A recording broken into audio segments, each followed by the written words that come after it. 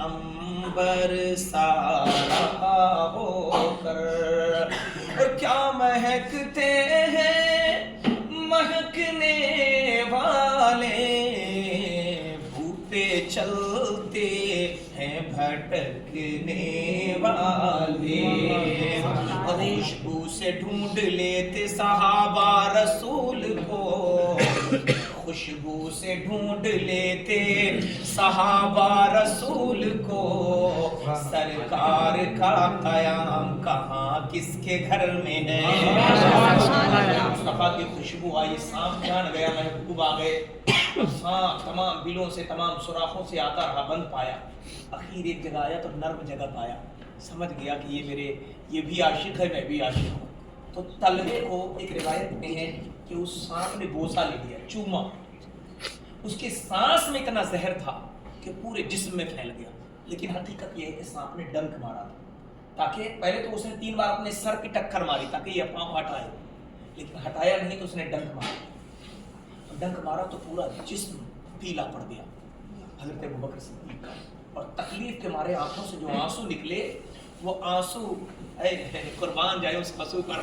وہ آنسو جب نکلے ہیں تو رخسار مصطفیٰ کا بوسہ لے لی، سرکار کے رخسار سے جیسے وہ آنسو لگے ہیں، میرے آقا نے آنکھیں کھول دی، فرمایا یا ابا بکر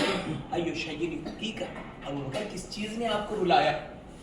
بات ہم اور آپ ہوتی، ہم سے کوئی ہماری تکلیف پوچھے نا تو ہم دھڑ سے بیان کر دیتے، ارے مجھے یہ ہو گیا، ہمارا پاؤں کٹ گیا، ہمیں تکلیف ہو گئی، آپ حج پہ لے کے آئے، عمرہ پہ لے کے آئے، کیا کھانے کا انتظام ہے؟ کچھ نہیں ہے، ہم بول دیتے ہیں نا، دھڑ سے بول دیتے ہیں، لیکن حضرت ابوبکر صدیق کو دیکھیں اپنی تکلیف نہیں بتا رہے، جواب سنیے، قربان جائیے، فرماتے ہیں کہ فدا امی و ابی یا رسول اللہ، اے آپ اپنے ماں باپ آپ پر قربان جائیں، پہلے ادب بجا لایا اور اپنے آپ کو قربان کیا، کہا یا رسول اللہ میری جان بھی قربان ہو، اور فرمایا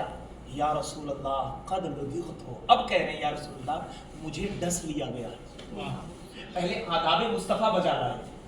پھر سرکار کے بارگاہ میں اپنی جان کی قربانی پیش کی، اور پھر کہا یا رسول اللہ مجھے ڈس لیا گیا ہے،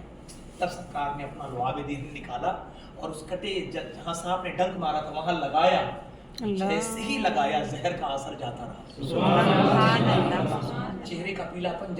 چلا گیا، تکلیف ختم ہو گئی، یہ لعاب مصطفیٰ کا معاملہ ہے، تھوک میرے مصطفیٰ،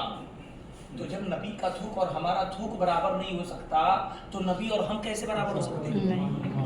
وہ کہاں آمنہ کا لال، وہ کہاں رب کا محبوب، اور ہم کہاں خاک، ہماری کیا بساط،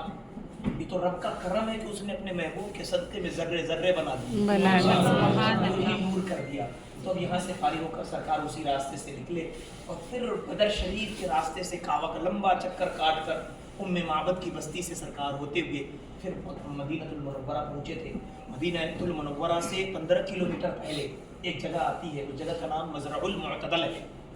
وہاں سرکار صلی اللہ علیہ وسلم جا کر بیٹھے تو حضرت ابوبکر صدیق بھی ایک پتھر پہ بیٹھ گئے، تو دیہاتی لوگ جو ملنے آئے کہ یہی آخری نبی ہیں، تو لوگ آتے تھے تو حضرت ابوبکر کا بھی ہاتھ چومتے تھے اور نبی پاک کا بھی ہاتھ چوم لیتے تھے، تو حضرت ابوبکر سمجھے کہ یار کہیں ایسا تو نہیں لوگ مجھے ہی نبی سمجھ رہے، اور دونوں کے چہرے آپس میں ملتے جلتے ہو گئے تھے، کیونکہ نبی پاک صلی اللہ علیہ وآلہ وسلم جب حضرت ابوبکر کی گود میں آرام کر رہے تھے تو 3 رات رکے تھے سرکار غار ثور میں، اور 3 دن تھے، تو ابوبکر کی نظر مصطفیٰ پہ اور مصطفیٰ کی نظر ابوبکر پہ، اور عام طور سے ہم دیکھتے ہیں کہ کوئی روشنی اگر تیز ہو اور کوئی ہلکی ہو تو ہلکی روشنی پر تیز روشنی غالب آ جاتی ہے، اس کا اثر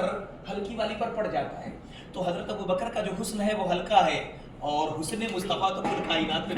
بھاری ہے، تو مصطفیٰ کے جلووں کا اثر چڑھ گیا تھا، رنگ مصطفیٰ حضرت ابو بکر پہ چڑھ گیا تھا، ابو بکر مصطفیٰ کے رنگ میں رنگ گئے تھے، بلکہ یوں کہیے قرآن کہتا ہے دوسرے پارے میں صبغۃ اللہ ومن احسن من اللہ صبغہ، اللہ کا رنگ چڑھ گیا، اور کون ہے جو اللہ سے بہترین رنگ چڑھا دے؟ یہ ہم پر جو اللہ کا رنگ ہی تو ہے، کیا تھے ہم نماز کا ٹائم بھی نہیں تھا، اب آئے ہیں جب سے ماشاءاللہ ہر لمحہ بالکل ذکر خدا میں ہی گزر رہا ہے، ہر لمحہ۔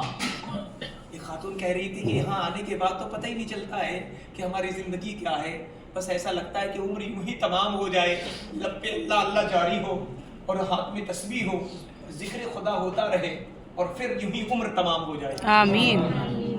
تو یہ